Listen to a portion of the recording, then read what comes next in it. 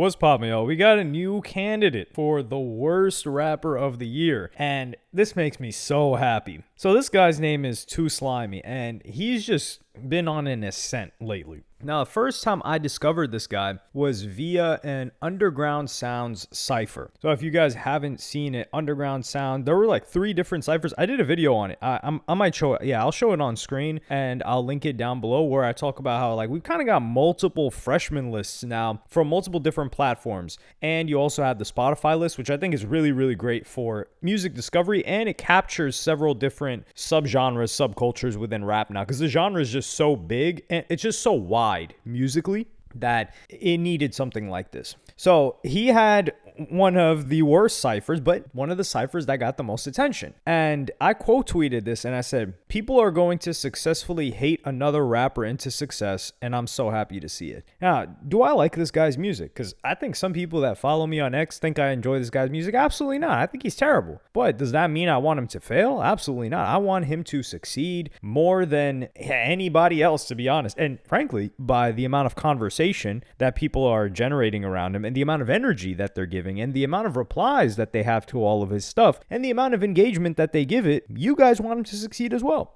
And I've just seen this happen so many times. It's just an inevitability that when you hate somebody this hard, they will succeed. Lil Pump was partially blew up because of this. Lil Yachty, I would say maybe not so much. Lil Yachty kind of already blew up before he started getting a lot of hate. People loved Lil Yachty. At least like there wasn't a split of who likes him and who doesn't like him. In the beginning, like the people that knew Yachty, like SoundCloud people that were following that, they were like, "Yo, this is really catchy. This is great." It wasn't until he hit mainstream or got close to that people were like, "What the hell is this garbage?" And it just hit the wrong audience. But this guy, he is hated down the line, including people that listen to this type of music. Now, when it comes to this guy, I realized that he had been on a Plaqueboy Max stream in December. He's of Mexican descent, and he explained how he got that name. They said, "How you get the name Too Slimy?"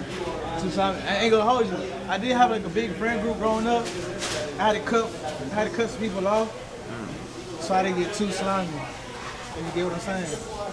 That's how you got your name, because you cut off your bros and then. Nah, I had a big friend group. Some weren't even my bros for real. You feel me? Like. That's how it be though. Also high school. Yeah, also high school. They was just like sticking 20 niggas in the friend group. Yeah. Y'all had a group chat? Yeah. Yup. They even decided to cut them off. So you cut all of them off? Damn near, because like, you know, they knew I was rapping. They wasn't supporting. They thought I was going to get nowhere.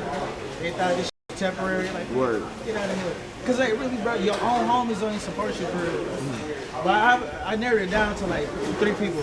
Okay. And you still gang. cool with them, but yeah. But you ain't really. It's not really slimy though, because they wasn't supporting you. I mean, hey, they had empty promises. Word. So this was interesting because I don't know how Plaqueboy Max did a whole stream with this guy. He did an In the Booth with him in December. Like Plaqueboy Max is plugged in, and he would end up having him on his Song Wars that he would invite a lot of other people to. So in this Song Wars, it was I'm Dante, it was Academics, it was Bruce Drop 'em Off, who Bruce Drop 'em Off does not like this guy. It was Southside, the legendary producer, 808 Mafia, and I think some other people. And they all judge songs. I think this is one of the greatest contributions still to underground music, to rap. There is no other platform that's this big. Plaqueboy Max doesn't have to do this, and he still does it. That's why I have so much respect for the guy doing stuff like this. But he's jamming out to the song. Everybody else hated it. I think they said it got the worst rating ever. It got like a 7 out of 60. And of course, this bumps things up again. This is another moment that he had after his previous viral moment with the underground. And that was more underground viral. Now you have reactions from Southside, Academics, all these other people. Dante, this is even better for the guy. Because yeah, sure, they could say they loved his music, but them saying they hate it makes it certain that everybody else will start listening to it. So one of the people that reacted to it, because it's like a car crash, you can't look away. One of the people that reacted to it was Stable Ronaldo, former FaZe teammate, stream mate, housemate of Plaqueboy Max, and he had this to say, and Plaqueboy Max did not take it lightly. Like Max is faking this, there's no way, right? Either he's faking it, getting paid by this label to promote this garbage, because what the am I actually hearing? Who in chat think I'm getting paid? Y'all think I'm getting paid? If you think I'm getting paid, you a stupid. I'm not gonna lie. Bro, nobody is paying me, gang. Nobody is paying me, bro. I don't know how y'all think that. How can you possibly think that? Nobody is paying me, bro. Like, what the? How can you even think that? How can you think that? Nobody is paying me. I promise you, not a single label is paying me to like their artist's songs, bro. I just don't see Too Slimy yet, bro. Don't listen to it like it's rap. Imagine this is EDM.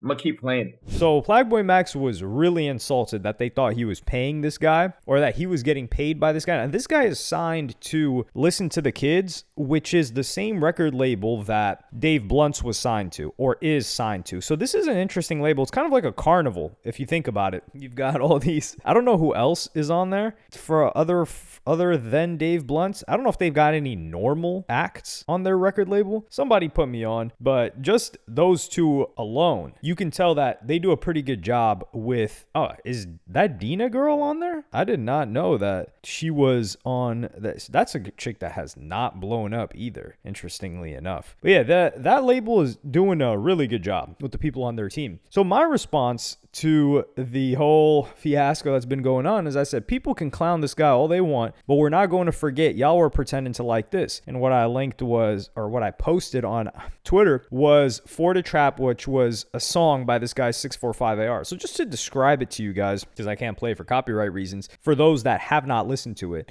it's this guy that's doing a Mickey Mouse Clubhouse, really high-pitched rendition of Cardi. Now, this happened in the time frame between Die Lit and Whole Lotta Red. There was a lot of anticipation for Whole Lotta Red, and this guy was a complete meme. He was complete garbage. It was trash music. It sucked. And what happened was people convinced themselves to like it. And I've seen this so much. This is a little bit different from people hating somebody into success. I'll give you guys examples of people that were hated into success. But this guy, people were saying like, yo, nah, actually you kind of got to listen to it. This is kind of hard. It starts off as a meme. It always starts off as a meme or a joke. And then they're like, nah, yo, this is kind of hard. This is kind of tough. Blueface is another one that started off as a meme or a joke. And they blew him up like that. And what's funny is that people still convince themselves that this is hard. So they're lying to themselves. They can't lie to me. I know that this sucks. I know that they think it sucks. And they're still trying to say that it doesn't suck. And you know how I know that it objectively sucks? Well, you can just go to that guy's catalog. I've been following this guy for years. I mean, ever since he blew up, but I've followed his career and I'm like, okay, how's this guy doing now? How's he doing now? Well, he's got 40,000 monthly listeners right now. So for everybody that replied to this, because this was great bait, because it proves my point, all the replies, all the quote tweets, if this guy, you enjoyed his music and he was compelling and he was entertaining and he had a flow and, you messed with it, then why did you stop listening to his stuff? When was the last album you listened to? Well, the truth is the last project, I don't even think they ever listened to a project, but the last song they probably listened to was years ago. This guy dropped in 2024. He dropped an album. He dropped an album in 2025. It got a grand total of, his album in 2024 probably got a grand total of 25,000 streams across all the music. And in 2025, he probably got a grand total of 50,000 streams on an album that recently just dropped, actually, on a year ago. Yeah, March 19th. I was like, wait, hold on. I'm recording this March 18th. So how did that drop? So if you really like this guy, well, you should check out his music. But they don't like this guy. People vote with their actions, not with what they're talking about. So if you're not listening to him, he fell off. I don't know what happened for him to not drop, but he was a gimmick. Then what does that tell you? It tells you that he sucked, that people ironically liked him, and people still convince themselves that it's hard just because they currently like Too Slimy less than they like this guy. But let's continue, because some people tried to compare 645AR to Mario Judah, which I think is insulting. Mario Judah is a talented artist, okay? Like, yeah, number one, Mario Judah blew up before the Cardi stuff. So he had already blown up with Die Very Rough, which sounded nothing like Cardi. And then he had another song. It was the Rockstar remix. So he had Rockstar remix, Die Very Rough. That's what blew up Mario Judah. Then he did the whole Lotta Red saga, where people I think they enjoyed that music, and it was partially a meme as well, because Mario Judah did kind of blow up as a meme, but the music was there. But after the whole Lotta Red stuff, he took a long break, but he sustained relevance in terms of people listening to his music. You go check out Mario Judah's streams in comparison to 645AR, Mario Judah's got over 450,000 monthly listeners, a 10x of whatever 645AR's got. And he's produced a ton of stuff. He's released a bunch of stuff. He's got a strong fan base. You look at a recent Mario Judah music video and people in there love it. So what did Mario Judah do that was compelling enough and engaging enough for people to still listen to him 5 years later, or damn near 6 years later, but they didn't listen to 645AR? Well, the truth is that Mario Judah was better and they enjoyed his music more. But with the Too Slimy, these guys, the people that like Too Slimy, are only going to be emboldened. They're going to support him even more. They're going to listen to his music more because you hate him. And a good example of this is Ice Spice. So Ice Spice, in the beginning, especially, like, you just listen to her music, you're like, this sucks. And that's what a lot of people in New York thought, because she originally blew up in the New York scene, like a bunch of these different blogs and New York pages and subgroups where people discuss New York music. It was New York drill at the time, mostly Bronx drill. She's from the Bronx though. So what happened? People start talking about Ice Spice. And even Ice Spice said this, that the only that's why she's so loyal to Riot, despite their relationship fizzling out because they were dating each other at one point, is because Riot was the only producer that was willing to give Ice Spice beats. So all the other producers, they did not want to work with Ice Spice. They're like, this chick sucks. We're not sending her beats. So Riot worked with her and they got a joint deal together. Riot works with her and then people start hating on her. They're like, yo, we cannot let her blow up. She sucks. Oh yeah, she's terrible. We can't let her blow up. Oh no, we cannot let this happen. But they're just talking about her and talking about her and talking about her. And this engagement and continued attention has some people thinking, you know what? And some people are just contrarian. They're like, oh,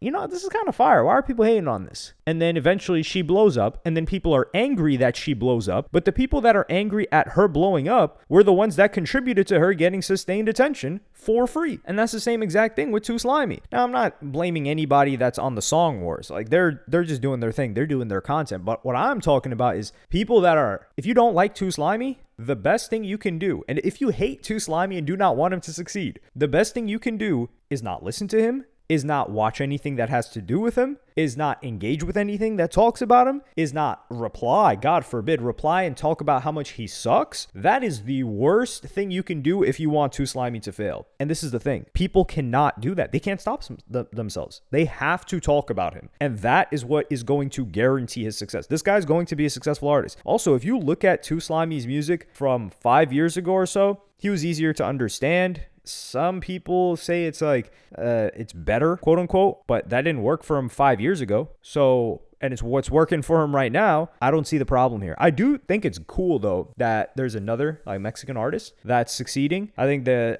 I like the diversity that we're seeing in Mexican acts as well. Like we had Mexican OT, who's very different musically from Too Slimy. And who else do we got that's a Mexican rapper or artist? Like, of course, we have the ones that rap in Spanish, or not rap in Spanish, make music in Spanish. Like I think it's corridos. Is that what it's called? The type of music that he's a really big artist. I can't believe I'm forgetting his name right now. Yeah, Peso Pluma. And he's from Texas, if I'm not mistaken. So we're getting a bunch of new artists. I like this. This wouldn't have been possible years ago. He kind of would have just gotten, I wouldn't say blackballed is the right word, but he would have fell under, he just wouldn't have gained motion. Like there's a reason why we didn't see Mexican rappers really take off in the 2010s. There was one that was on the XXL freshman list who was also in the Dope movie, and his name escapes me as well. I think he was on the same list as Ugly God and XXXTentacion. He was on 2017 or 2018, and he had caught a song, but it just didn't pan out too well. So I'm enjoying this whole Too Slimy saga. I am enjoying the haters. And this is the thing. They think that everybody is hating on him. So they're like, yo, this guy's never going to make it. He's not going to blow up. He sucks. And